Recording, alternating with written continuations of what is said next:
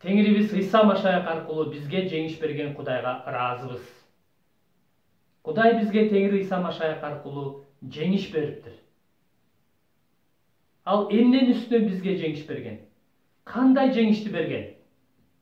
Бүгүнкү күндө дүйнөнүн көптөгөн өлкөлөрүндө жеңиш майрамын майрамдап жатышат. Дүйнөнүн көптөгөн өлкөлөрүндө улуу атамекендик согушта болгон жеңиш күнүн майрамдап жатышат. Эмне үчүн бул күндү жеңиш майрамы катары майрамдашат? Анткени улуу атамекендик согушта фашисттик душмандын жеңилген күнү, фашисттик душмандын үстүнөн болгон жеңишке жеткен күн. Мына ошол себептен бул күндү жеңиш майрам катары майрамдап келишет. Бул согушка көпчүлүгүбүздүн чоң аталарыбыз катышып, көпчүлүгүбүздүн чоң аталарыбыз бул согуштун курмандыгы болушкан. Көпчүлүгүбүздүн чоң аталарыбыз бул согушта жеңишке жетип, аман эсен кайтып келишкен. Бирок ошондой болсо дагы тилекке каршы алардын көпчүлүгү бүгүнкү күндө арабызда жок. Эмне үчүн алардын көпчүлүгү бүгүнкү күндө арабызда жок? Эмне үчүн алар өлүшөт? Эмне үчүн ушундай согуштар, биринчи дүйнөлүк согуш, экинчи дүйнөлүк согуш, терроризм жана башка согуштар дүйнөдө болуп келет? Эмне үчүн адамдар өлүшөт? Эмне үчүн адамдар бири-бирин өлтүрүшөт? Ыйык жазууда күнөө үчүн жаза өлүм деп жазылган. Демек, ушундай өлүмдөр, ушундай согуштар күнөөнүн айынан болот экен. Бирок Кудай бизге Теңир Ыйса Машаяк аркылуу жеңиш бериптир. Элчи Павылдын Корунтуктарга жазылган 1 катында 15 бөлүмдө мындай деп жазылат. 51 аяттан баштап.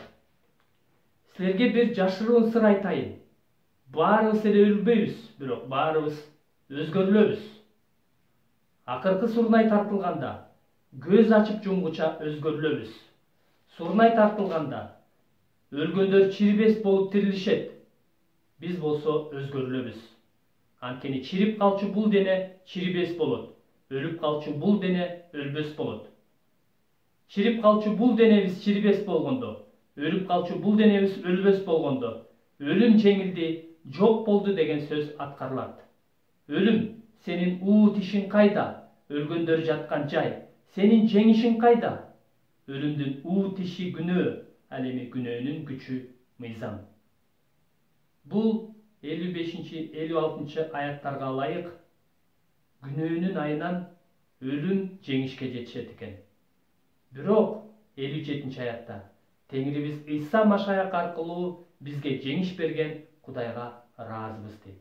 Демек, Кудай бизге Теңир Ыйса Машаяк аркылуу жеңиш бериптир. Кандай жеңиш? Өлүмдүн жана күнөөнүн үстүнөн, күнөөнүн жана өлүмдүн үстүнөн бизге жеңиш бериптир. Кимдерге жеңиш берген?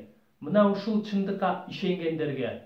Теңир Ыйса Машаяк биздин күнөөлөрүбүз үчүн өлүп, кайра 3-чү күнү тирилгенине ишенген адамга өлүмдүн жана күнөөнүн үстүнөн жеңиш берген. Экинчи дүйнөлүк согушта жеңишке жетишип, бизге жеңиш алып келген биздин чоң аталарыбыз. Алар бизге улуу жеңиш алып келсе дагы, тилекке каршы алар курман болушту. Ал эми Ыйса күнөөнүн жана өлүмдүн үстүнөн бизге жеңиш алып келип, ал биздин күнөөлөрүбүз үчүн курман болуп, өз жанын берип, бирок 3-чү күнү кайра тирилди. Ал азыр тирүү жана дүйнөнүн акырында келип, өзүнө ишенгендерди бейишке төөлүккө алып кетет. Ошондуктан Кудайдын жеңишине ээ болуп, жана күнөөнүн үстүнөн күн сайын жеңишке ээ болуп, жеңишке жетип жашайлы. Ошондуктан сүйүктүү бир туугандарым, бекем болгула, туруктуу болгула, Теңирдин ишин ар дайым чын дилиңер менен аткаргыла.